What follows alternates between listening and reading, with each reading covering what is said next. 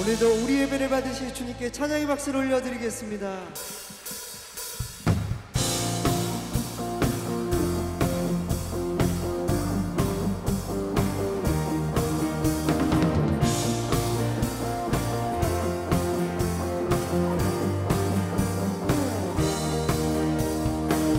주 이름 찬양, 주 이름 찬양.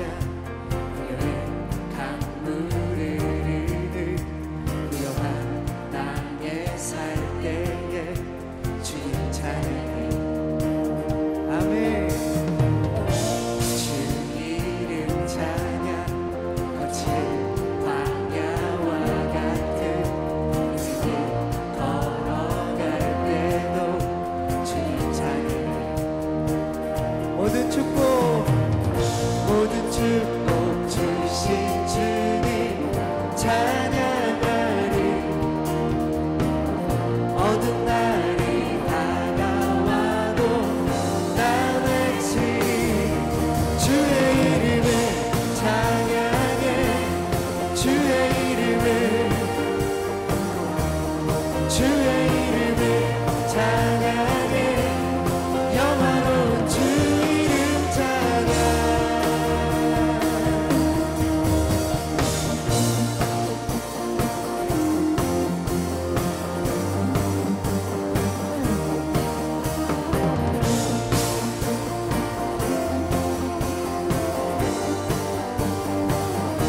주 이름 찬양. 주 이름 찬양. 햇살이 나를 비추고 만물이 새롭게 될 때 주님 찬양해. 아멘. 주 이름 찬양. 가는 길 험할지라도 고통이 따를지라도 주님 찬양해. 모든 축복 주신 주님 찬양하리. 어두운 날이 다가와도 나 외치 주의 이름을 찬양해. 주의 이름을 찬양해. 영화로운 주 이름 찬양. 주 이름 주의 이름을 찬양해. 주의 이름을 찬양해. 영화로운 주 이름 찬양. 주님을 주시며 주님을 찾으시네. 내 맘에 하는 말 주 찬양합니다. 주님을 주시며 주님을 찾으시네. 내 맘에 하는 말 주 찬양합니다. 주의 이름을 찬양해. 주의 이름을 찬양해. 영원한 주 이름. 우리 한 번 더 주의 이름을 찬양해.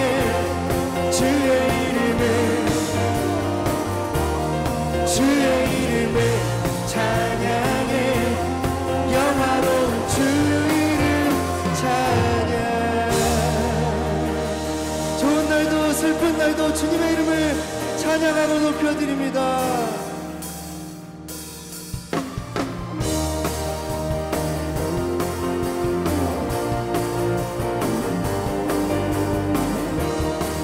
우리 계속해서 박수 치면서 복음 들고 사는 들고 산을 넘는 자들의 발길 아름답도다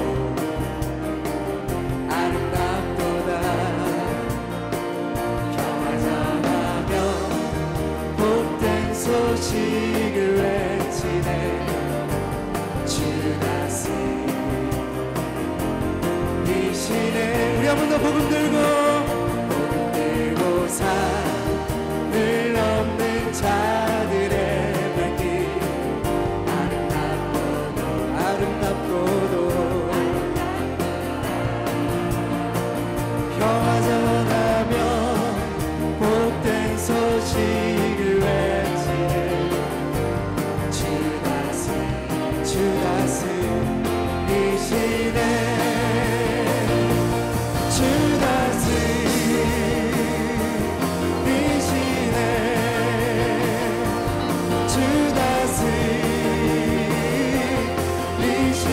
아멘.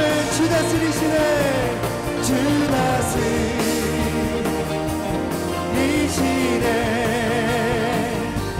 주 다스리시네. 복음 들고 산을 넘는 자들의 발길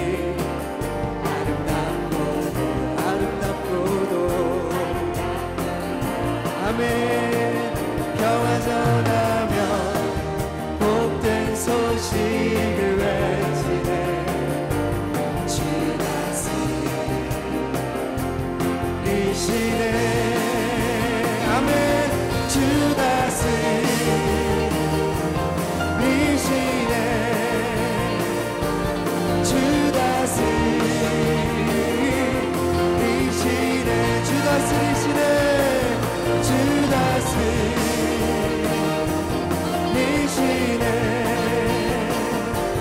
주 다스리시네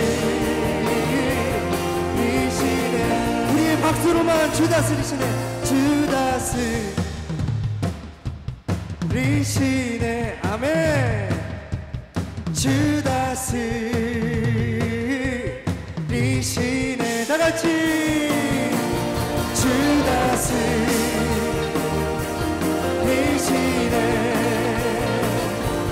주 다스리시네.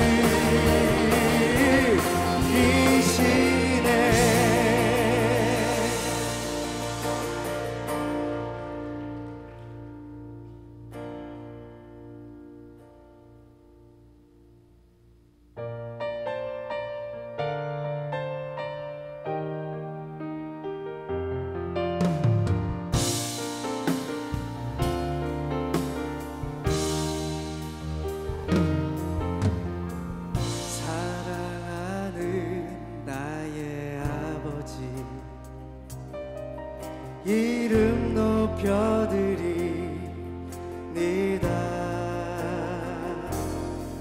주의 나라 찬양 속에 임하시니 능력에 주께 찬송하네. 사랑하는 나의 아버지 사랑하는 나의 아버지 이름 높여드립니다. 주의 나라 찬양 속에 임하시니 능력에 주께 찬송하네. 전능하신 하나님 찬양 언제나 동일하신 주 전능하신 하나님 찬양 영원히 다스리네. 사랑하는 나의 아버지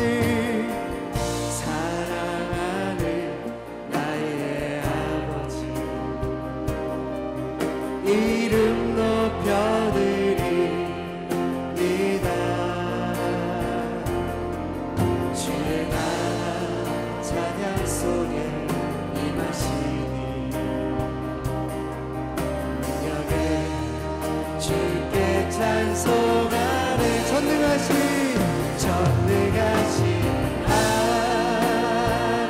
하나님 찬양 언제나 동일하신 주 전능하신 하나님 찬양 영원히 다스리는 전능하신 하나님 찬양 언제나 동일하신 주 전능하신 하나님 찬양 영원히 다스리네 나 주의 이름 높이리 나 주의 이름 높이리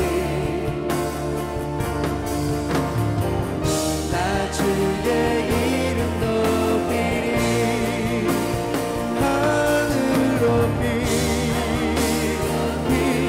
올린 깃발처럼 주의 이름 높이 전능하신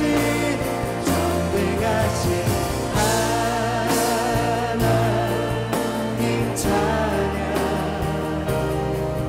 언제나 동일하신 주 전능하신 하나님 찬양 영원히 다스리네 위대하신 위대하신 주 찬양의 위대하신 주 모두 알게 되리라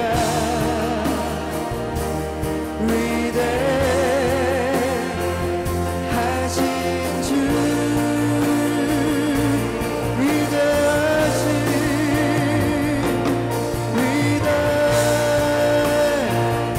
위대하신 주 찬양의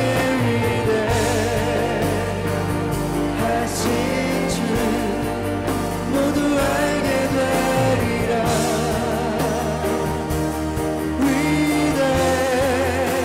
위대하신 주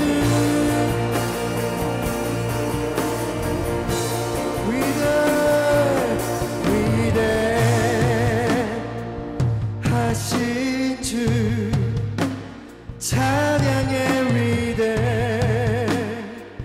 위대하신 주 모두 알게 되리라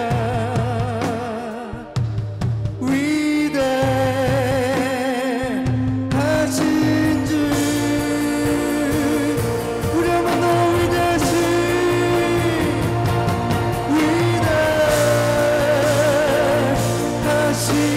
주 찬양의 위대하신 주 모두 알게 되리라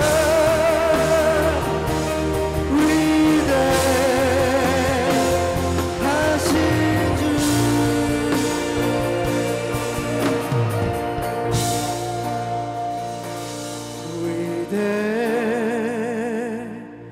위대하신 주 찬양의 위대하신 주 모두 알게 되리라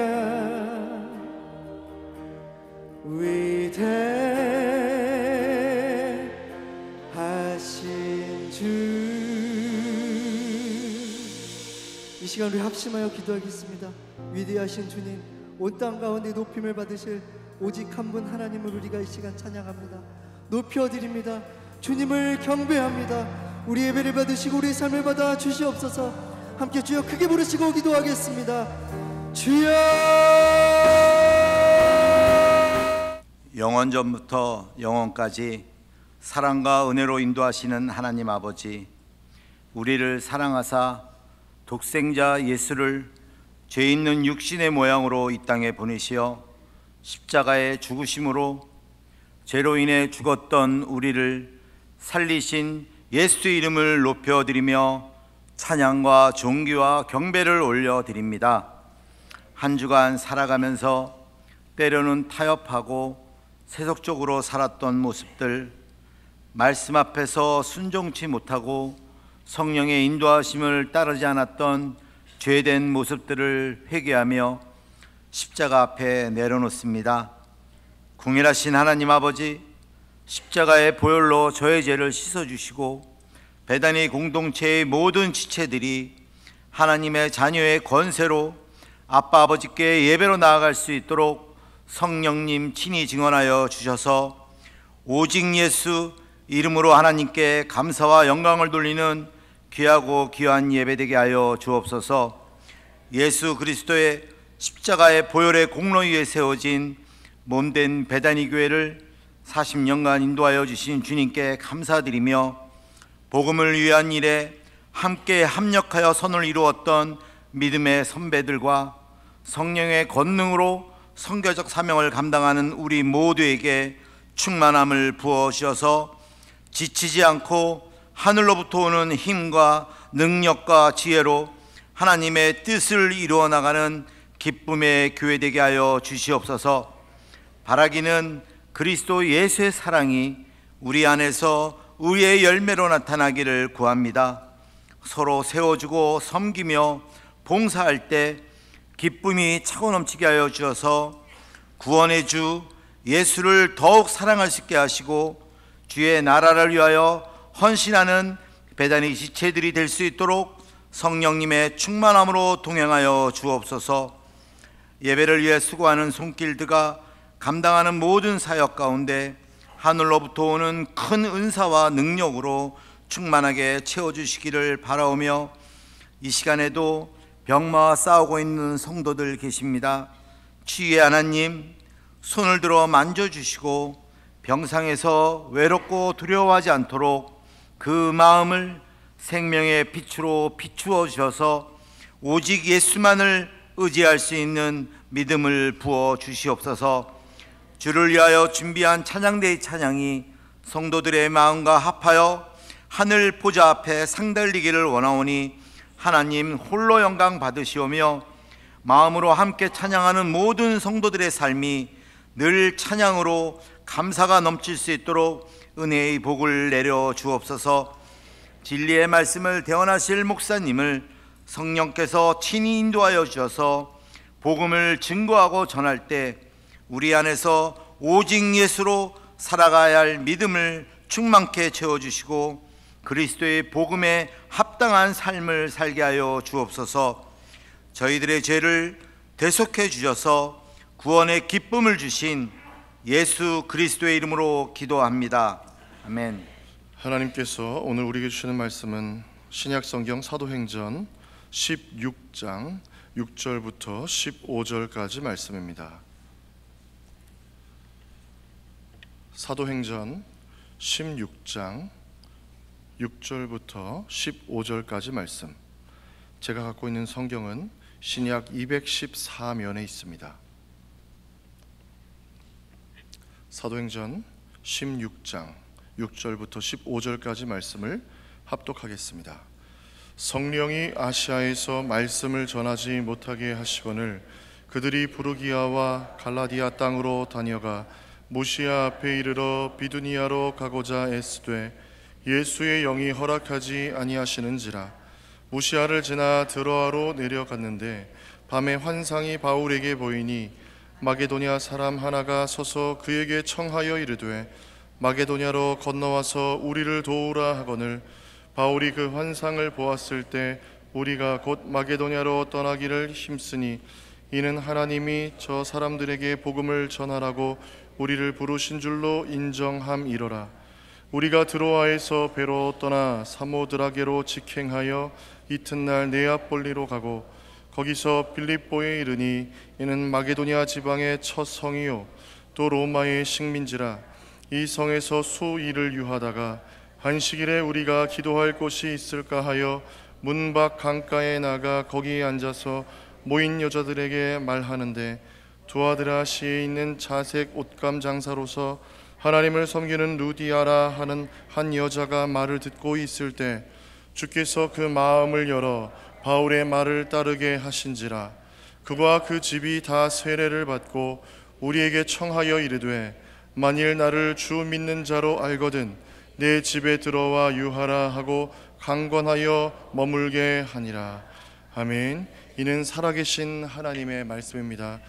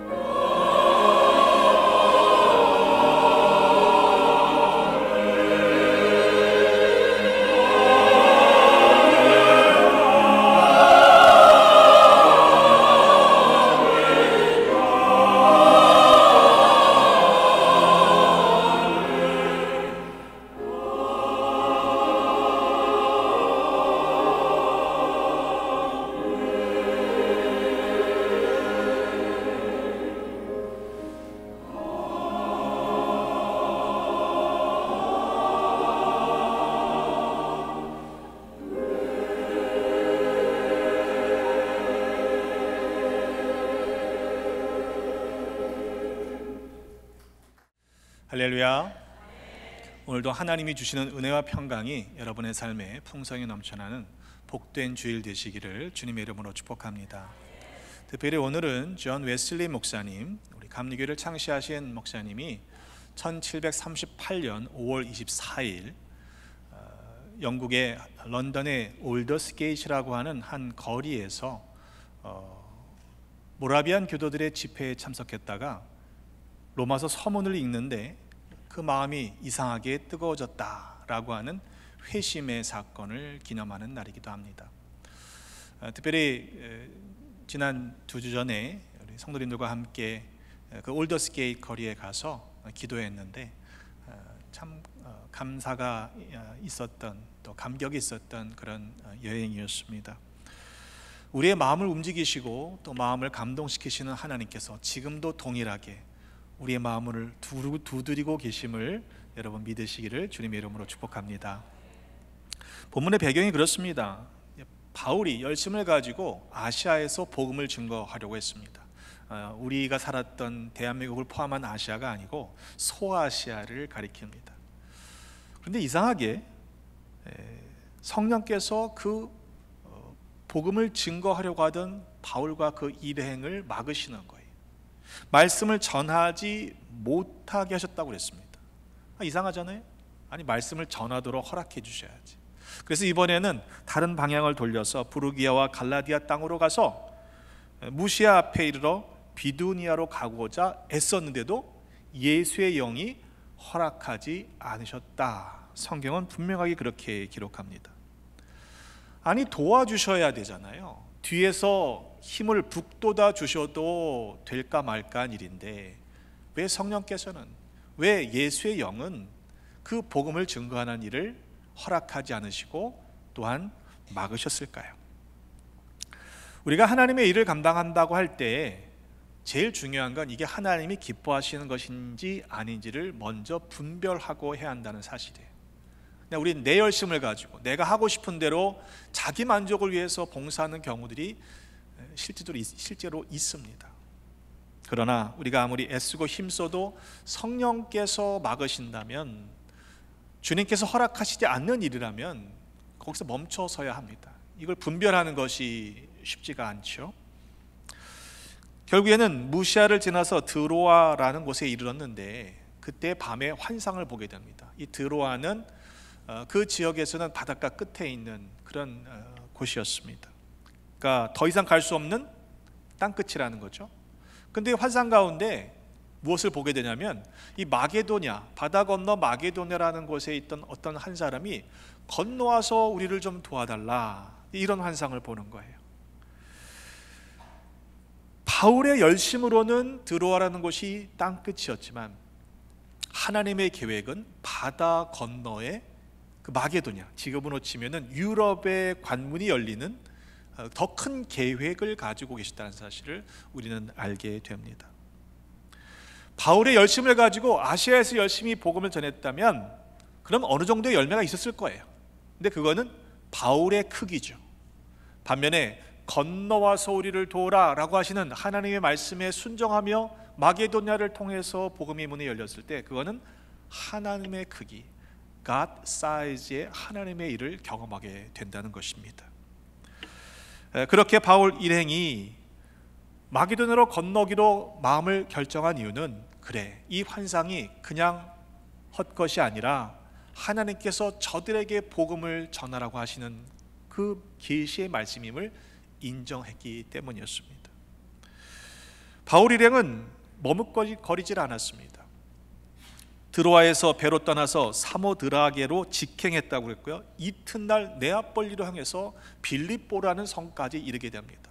그러니까 쉼없이 지체하지 않고 달려간 거예요. 빌립보는 마게도냐 지경의 첫 성이었고 로마의 식민지라고 성경은 설명합니다. 세번역 성경을 보니까 마케도냐 지방에서 으뜸 가는 도시였다. 그러니까 사람들이 많이 모이는 도시였다는 것이죠.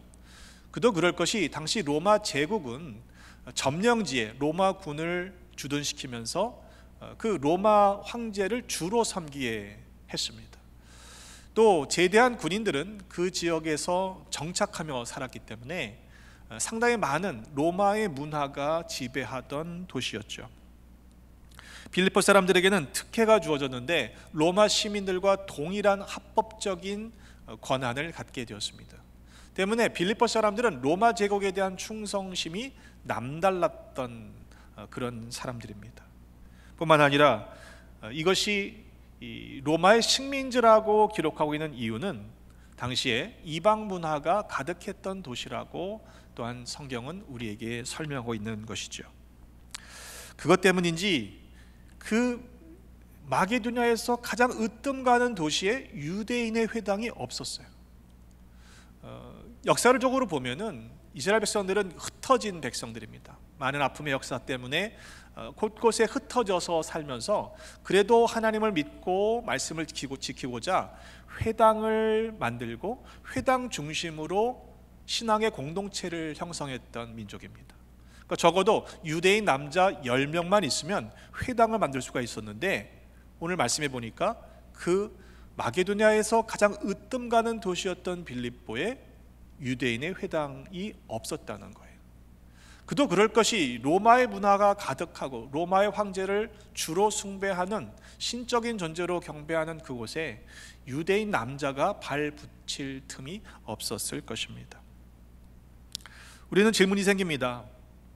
아시아에서 복음을 증거하는 일을 막으셨다면, 허락하지 않으셨다면 좀 더 복음을 빨리 증거할 수 있는 효과적인 도시로 유대인들이 많은 곳으로 인도하시는 게 맞지 않아요?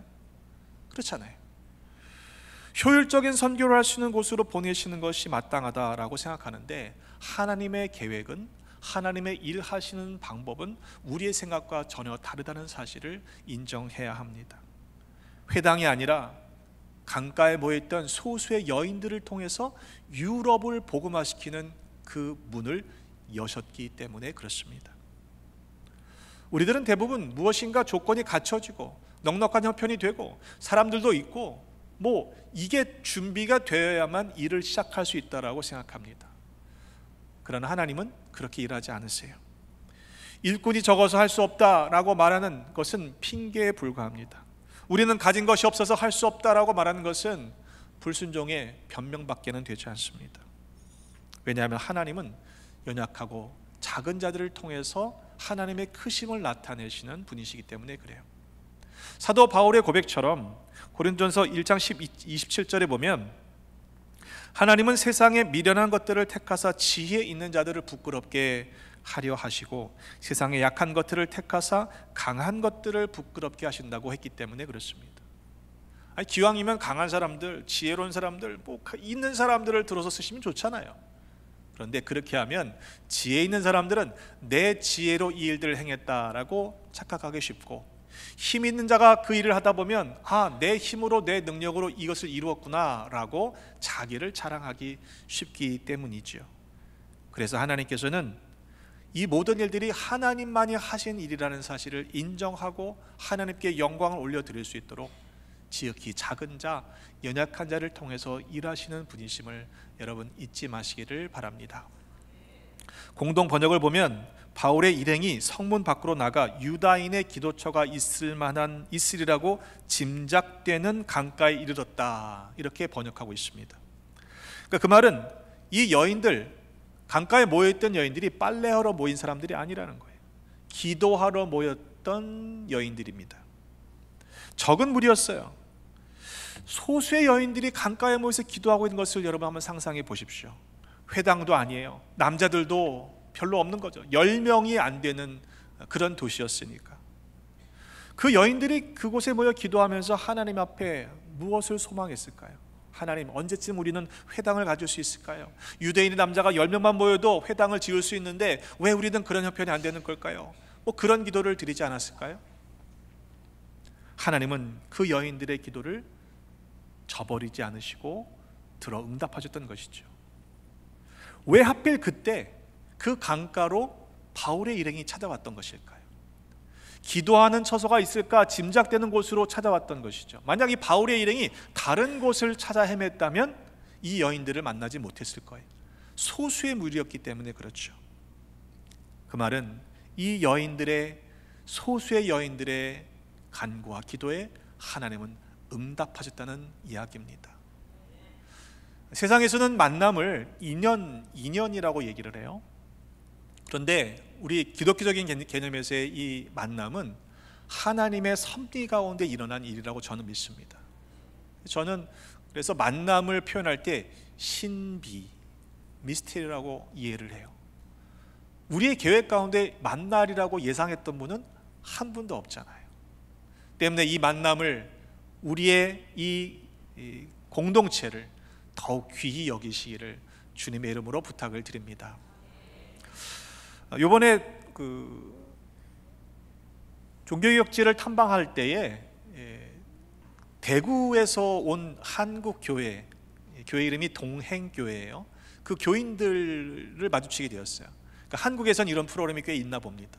근데 그 팀들은 마지막 여정, 영국에서 출발해서 마지막 여정이었고 저희는 처음 시작했던 그런 여정이에요. 근데 신기하게 약속하지도 않았는데 여기 가면 그 사람들이 또 있고 저희 가면 그 사람들이 또 있고, 이게 맞추기가 쉽지 않거든요. 서로 약속한 게 아닌데 그 교회 이름이 동행교회였기 때문에 그랬는 것 같아요. 근데 계속 만나는 거예요. 근데 이게 우리가 의도해도 만나기 쉽지 않아요. 하필 그때 강가에 모여있던 소수의 여인들을 만나게 되었다는 것이죠. 감리교 창시자인 존 웨슬리 목사님의 어머니는 기도하는 여인으로 기억되는 그런 분입니다. 그런데 이 수산나 이 어머니가 19명의 자녀를 낳았어요. 그 정도는 낳아야죠, 그죠? 근데 웨슬리가 15번째 자녀인데 당시에는 유아 사망률이 높았습니다. 그래서 성인이 된 자녀는 10명이었고 아들 3에 딸 7이 남았는데, 그 가운데 아들 2 가운데 존 웨슬리와 찰스 웨슬리가 감리교의 위대한 아주 유명한 그런 목회자가 되었죠. 근데 생각해 보세요. 19명이나 되는 자녀들이 있는 가정에서 어머니 역할은 어땠을까요? 우리는 뭐 2, 3만 돼도 난리도 아닐 텐데 19명이에요.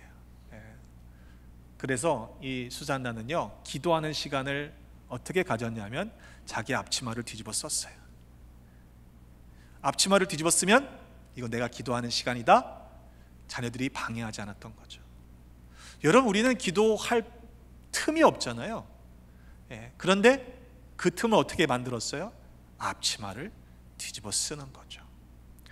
우리 교회 우리 여자 성도님들 많으신데 나 기도할 틈이 없다라고 핑계 삼지 마시고 앞치마를 뒤집어 쓰시기를 바랍니다. 남자분들도 직장생활 하시다 보면 힘드시잖아요. 여러분, 점심시간 잠깐 이용해서 차에 들어가서라도 기도하세요. 왜냐하면 하나님은 신실하셔서 우리의 그 작은 기도에도 응답하시기 때문입니다. 자, 여인들은 그렇다 칩시다. 기도하는 것을 응답을 받았으니까. 근데 이 바울의 일행을 한번 생각해 보세요. 나름대로 기대를 가지고 마게도냐에서 건너와서 우리를 도우라라고 하는 그 환상을 계시로 믿고 갔는데, 그 으뜸 가는 도시 빌립보에서 만난 사람들이 겨우 여인들 소수였어요. 죄송합니다, 겨우라고 써서. 당시에는요, 여인들의 존재는, 사회적 지위는 수에도 포함되지 않던 사회적인 약자였어요. 그럼에도 바울은 그 소수의 여인들을 소홀히 여기지 않았습니다. 그리고 말씀을 전파하는 거죠. 그 이야기를 듣던 여인들 중에는 루디아, 영어로는 리디아라는 여인이 있었습니다. 그녀는 자색 옷감 장사로서 하나님을 섬기는 사람이었다. NIV 성경을 보니까 하나님을 예배하는 사람이었다, 워시퍼라고 번역하고 있어요. 이 루디아라는 이방 여인이 하나님을 섬겼다는 이야기는 유대인으로 개종했다는 이야기죠. 회당은 없었지만 안식일을 지키고 말씀을 따라서 기도하던 경건의 삶을 살던 여인이었다는 이야기입니다. 바울이 앉아서 이야기를 할 때 다른 여인들도 함께 있었죠. 결국 이 믿음이 생긴다고 하는 것은 말씀을 듣는 것으로부터 시작된다는 것을 다시 확인하게 됩니다. 믿음은 들음에서 나기 때문에 그렇습니다. 자두색 옷감이라고 하는 것은요, 당시에는 부유한 사람들, 권력을 가지고 있는 사람들만이 구할 수 있는 아주 귀한 물건이었습니다. 때문에 이 루디아라는 여인은 제가 생각할 때 굉장히 그 카리스마가 있던 그런 여인이었을 것 같아요. 대장부 스타일 있잖아요, 그죠? 무역을 하시는 분인 거예요. 바다를 건너서 상당한 재력을 가지고 있었을 것입니다. 루디아를 소개할 때 두아디라라고 하는 출신이라고 소개하고 있는데, 당시에는 염색, 염료로 잘 많이 알려진 그런 생산지였습니다. 그러니까 자주색 옷감을 가져다가 유럽에 파는, 마게도니아 지역에 파는 그런 사업을 했던 사람입니다. 그런데 그 루디아가 어떤 능력을 가지고 있는지, 어떤 재력을 가지고 있었는지를 주목할 것이 아니라 어디 출신이라는 사실을 왜 성경이 기록하고 있느냐, 우리가 주목할 필요가 있어요. 왜냐하면 두아디라 출신이라고 했는데, 두아디라는 바울이 원래 복음을 증거하기 위해서 애썼던 아시아의 한 도시였어요. 아니, 그 곳에 가서 그 여인을 만났다면 훨씬 좋았을 것 같은데, 아니요. 이 마게도냐라는 바다 건너의 땅에서 이 두아디라 출신의 루디아를 만나게 하신 것이죠. 하나님께서는, 성령께서는, 주님께서는 여기에서의 사역을 막으신 것처럼 보이지만, 하나님의 계획은, 더 큰 계획이 이 마게도냐를 위해서 이 여인을 통해 그 일을 진행하고 계시는 것을 우리는 볼 수 있어야 합니다.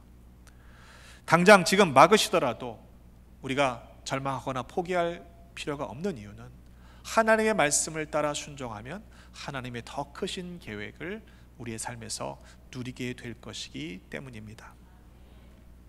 바로 그 여인 루디아는요, 유럽에서 제일 복음을 먼저 듣고 그리스도인이 된 첫 신앙인, 기독교인이 되었다는 것은 우리에게 참 놀라운 일이 아닐 수 없습니다. 때문에 말씀을 듣는 것으로 우리가 멈출 것이 아니라, 말씀을 듣고 그리고 그 말씀에 대해서 믿음으로 반응하는 것이 필요합니다. 오늘 본문의 말씀 제목과 연결시켜 보면, 주님께서는 그 마음을 여셨어요. 바울의 말을 들을 때 그 여인의 마음을 여신 거죠. 루디아만 그 말을 듣지 않았습니다. 다른 여인들이 있었음에도 불구하고 마음을 여실 때 그 주님의 초청에 반응한 여인은 루디아였던 것이죠. The Lord opened her heart to respond to Paul's message. 그러니까 들음으로 끝난 것이 아니라 respond 하게 하신 거예요. 때문에 믿음이라고 하는 것은 listening, 듣는 것으로 끝나는 것이 아니라 respond, 명사형이 아닌 동사에 해당합니다. 하나님의 말씀을 다 듣고 있잖아요, 우리. 문제는 들음으로 끝나버리면 안 된다는 거죠. 여러분, 들음은 청력의 문제가 아니라 순종의 문제이기 때문에 그렇습니다. 다 들었어요. 하지만 귀가 있다고 다 듣는 것이 아닙니다. 귀 있는 자는 성령이 교회들을 향해서 주시는 말씀을 들으라 라고 말씀하시는 이유가 무엇입니까? 우리가 하나님의 말씀을 들을 때 이것을 정말 내게 주시는 말씀으로 받느냐 생각해 보면 그렇지 않을 때가 참 많다는 사실이죠. 듣는다고 끝이 아닙니다. 들음은 믿음의 시작일 뿐입니다. 듣고서 받은 바 말씀을 주님이 나에게 주시는 메시지로 인정하고 믿음으로 반응하는 것이 진짜 믿음이기 때문에 그렇습니다. 내 마음을 만족시키는 것으로 끝나는 것이 아니라 행함까지 연결되지 않으면 행함이 없는 믿음은 죽은 믿음이기 때문에 그렇죠. 하나님께서 사용하시는 사람들을 보면 머리가 막 좋아서 빨리빨리 회전이 휙휙 돌아가는 사람들을 쓰시기보다 부족하고 연약하지만 순종하는 사람들을 쓰시는 것을 보게 됩니다. 여러분은 어떻습니까? 하나님께서 여러분에게 마음을 두드리시고 초대하실 때 순종하고 계시지요? 이렇게 약하세요. 순종하는 하나님의 일꾼들 되시기를 주님의 이름으로 축복합니다. 근데 우리는요, 이 아멘이 쉽지가 않아요. 일단 들어보고 괜찮으면 생각해봐서 계산을 딱 해보고 이렇게 남을 것 같아. 그러면 이제 순종해야지. 뭐 그렇게 하는 것도 안 하는 것보다야 좋은 일이죠. 근데 여러분, 그런 태도에는 위험한 요소가 숨어 있습니다. 순종은 내가 결정하는 게 아니에요. 여러분, 내가 판단하고 결정하면 내가 주인이란 얘기잖아요. 우리의 주인이신 주님께서 말씀하시면 그 말씀을 내게 주시는 말씀으로 받고 우리가 즉시 순종하는 것이 진짜 순종 아닐까요? 우리 그런 믿음의 사람들이 되시기를 주님의 이름으로 부탁을 드립니다. 학개서에 보면은 포로로 잡혀갔던 이스라엘 백성들이 성전을 지으라는 명령을 받습니다. 근데 돌아와 보니까 뭐 지을 수 있는 재료가 넉넉해요. 나무를 해가지고 왔는데 옛날에 솔로몬의 성전에 있었던 백향목과 금은보화와 비교하면 너무도 초라한 형편의 상황을 보면서 낙심했던 백성들, 하나님께서 어떻게 그들을 움직이셨는지 성경은 이렇게 기록합니다. 여호와께서 스알디엘의 아들 유다 총독 스룹바벨의 마음과 여호사닥의 아들 대제사장 여호수아의 마음과 남은 바 모든 백성의 마음을 감동시키심에 그들이 와서 만군의 여호와 그들의 하나님의 전 공사를 했다고 기록합니다. 그러니까 마음을 감동시키신 거예요. 이 머리로 계산해서는요 답이 안 나와요. 근데 이전 성경 개역 한글을 보면 마음을 흥분시키셨다 그랬습니다. 갑자기 여러분 마음이 이상하게 뜨거워지시면 하나님이 여러분의 마음을 움직이시는 것이라고 인정하시기를 바랍니다. 내가 왜 이러지 그러시면 안 돼요. 정신 차리지 마세요. 가슴을 뜨겁게 하시는 이유가 그렇습니다. 출애굽한 백성들이 성막을 짓고 아론을 위한 대제사장의 복장을 지을 때에도 아무나 쓰지 않으셨어요. 마음이 지혜로운 사람, 그런데 그 지혜가 어디로부터 오느냐? 성령께서 그들의 마음에 지혜를 부어주는 사람들을 사용하셔서 하나님의 일을 하게 하셨습니다. 그래서 우리 지난 40년 동안에 읽었던 출애굽기 말씀 보면 이 마음을 감동시키신다는 말씀이 계속 반복되고 있는 것을 우리는 기억합니다. 마가복음 12장 30절에도 예수님께 첫째 되는 계명이 무엇인가? 라고 묻는 질문에 대해 주님은 대답하셨어요. 네 마음을 다하고, 그게 제일 첫 번째 말씀이에요. 목숨을 다하고 뜻을 다하고 힘을 다하여 주 너의 하나님을 사랑하라. 이것이 으뜸되는 계명이다. 마음을 다하여 주님을 사랑하시는 우리 모두가 되십시다. 진심이시죠? 하나님을 향해 우리의 마음이 진심이어야 하지 않겠습니까?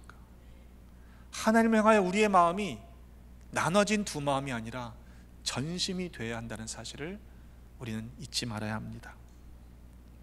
순종은 머리로 하는 것이 아니라 우리의 가슴으로 하는 거예요. 그래서 우리의 마음을 여신다라고 말씀하고 있는 것이죠.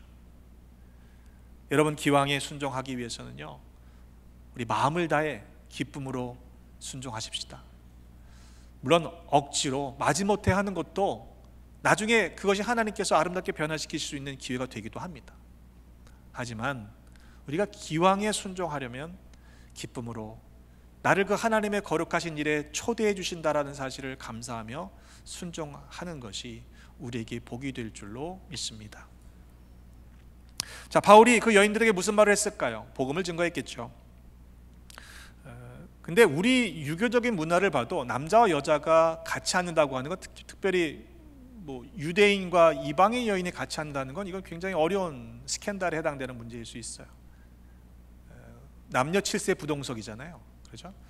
여러분들 옆에 보시면 이렇게 따로 앉으신 분도 계시지만 같이 앉아 계시는 분들이 많잖아요. 이게 불과 100년 전만 해도 불가했던 일입니다. 아주 전통적인 예배당의 형태는요, 남자가 들어오는 입구와 여자가 들어오는 입구가 달랐어요.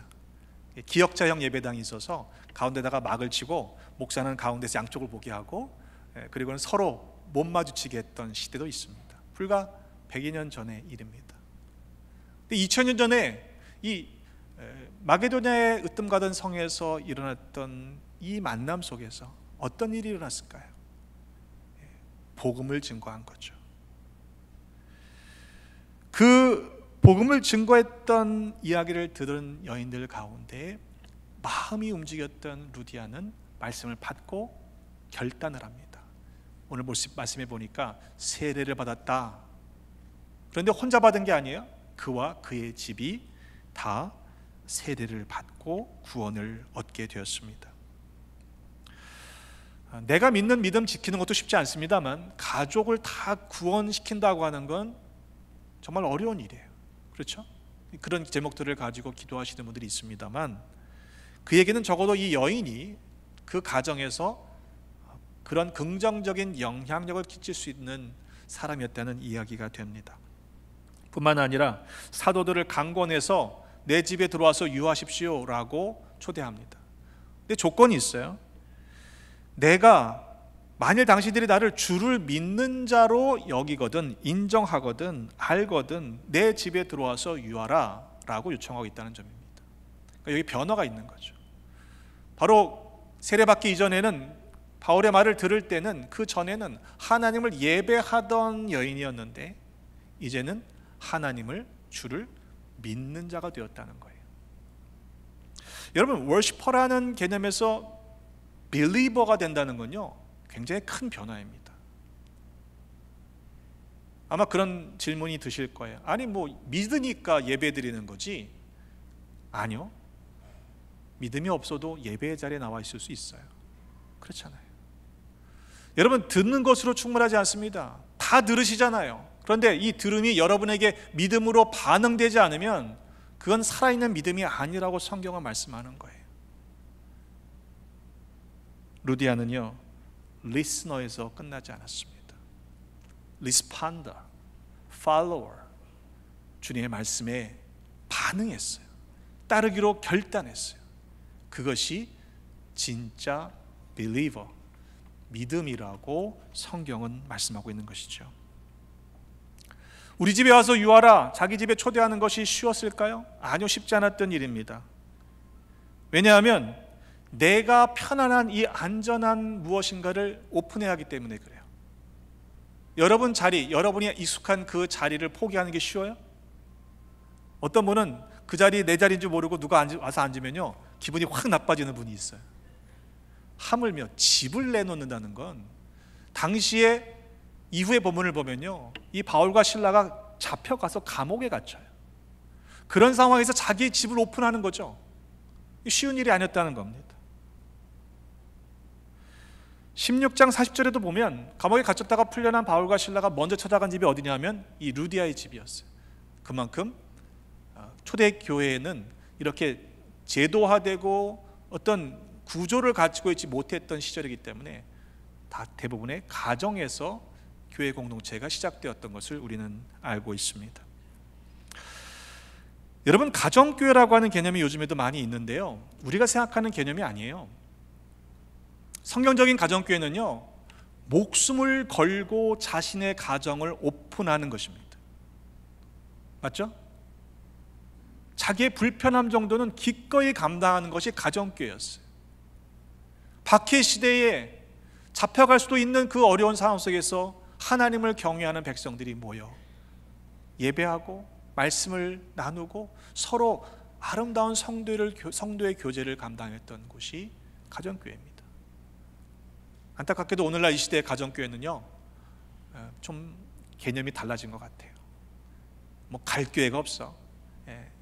괜히 교회 가서 마음 불편해지더니 그냥 우리 편하게 집에서 예배드리자, 그것도 교회지 뭐.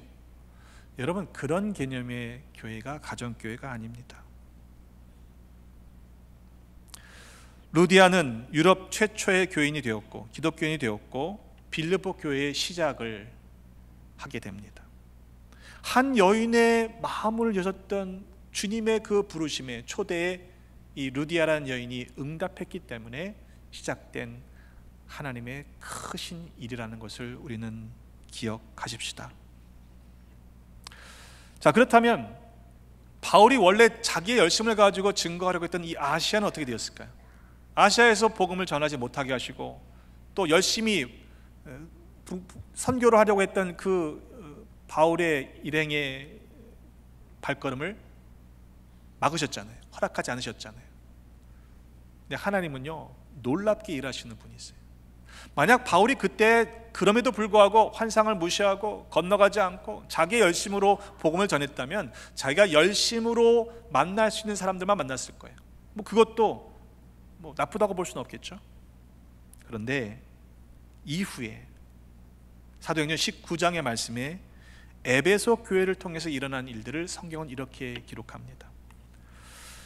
바울이 회당에 들어가서 석 달 동안 담대히 하나님 나라에 관하여 강론했어요. 근데 그 에베소는요, 어떤 상황이었냐면 주의 제자들이 12명쯤 모여있던 공동체가 있었는데 성령님에 대해서 들어본 적도 없던 사람들이에요. 그들에게 복음을 증거하고 성령이 임하시는 사건이 일어나고 그들이 놀라울 만한 공동체로 세워지는데 성경은 뭐라고 기록하냐면 아시아에 사는 사람들은 모두가 다 헬라인이나 유다인이나 다 복음을 들었다는 거예요. 놀랍지 않습니까? 내 계획으로 하려는 계획이 아니라, 일들이 아니라 하나님의 말씀에 순종했더니 여기에 모든 사람들이 복음을 듣게 되었다는 거죠. 그런데 여러분, 그 일이 시작되었던 이유가 있어요. 석 달 동안 바울이 말씀을 회당에서 증거하는데 듣지 않았던 사람들이 있습니다. 강사가 누구예요? 바울이에요. 여러분, 바울이 석 달 동안 부흥회를 했으면 대부분 마음이 어떻게 됐을까요? 돌 같은 마음도 부드러워져서 그 말씀을 아멘으로 받고 당장 개종하는 역사가 일어났어야 되지 않습니까? 근데 사도행전 19장 8절에 보니까요, 바울이 회당에 들어가서 석 달 동안 담대히 하나님 나라에 대하여 강론하고 권면하되 어떤 사람들은 마음이 굳어 순종하지 않고 무리 앞에서 이 돌을 비방했다고 그랬어요. 그러니까 바울이 그들과 함께 시간을 웨이스트하지 않고 허비하지 않고 따로 두란노 세원을 세워서 두란노 서원을 통해서 2년 동안 말씀을 가르칠 때, 날마다 가르칠 때 그런 놀라운 역사가 일어나게 되었던 것을 우리는 기억해야 합니다.